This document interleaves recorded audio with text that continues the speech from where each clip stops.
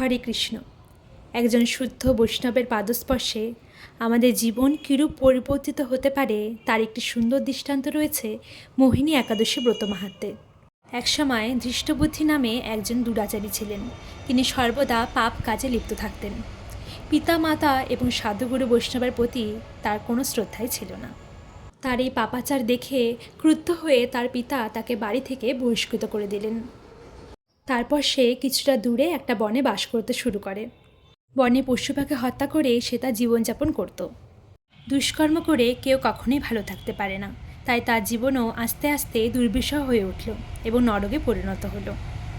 এইভাবে বহুদিন অতিক্রান্ত হওয়ার পর কোনো এক পুণ্যের ফলে সে কৌণ্ডিন্য মুনির আশ্রমে উপস্থিত হয়। ঠিক সেই সময় মুনিবর গঙ্গা স্নান করে ফিরেছিলেন এবং মুনিবরের বস্ত্র থেকে এক ফোঁটা গঙ্গা জল তার গায়ে এসে পড়ে।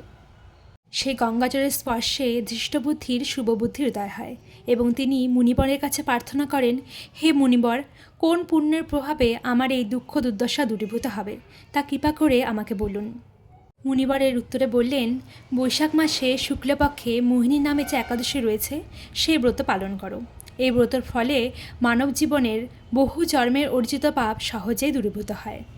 এরপর ধৃষ্টবুদ্ধি নিষ্ঠার সহিত একাদশী ব্রত পালন করেন এবং তার সমস্ত পাপ দূরীভূত হয়। তিনি বৈকুণ্ঠ ধাম প্রাপ্ত হন। শাস্ত্রে বলা হয়েছে, মোহিনী একাদশী ব্রত অপেক্ষা তিলকে আর কোনো শ্রেষ্ঠ ব্রত নেই। এই ব্রত পঠন ও শ্রবণ করলে সহস্র গোদানের ফল লাভ হয়ে থাকে।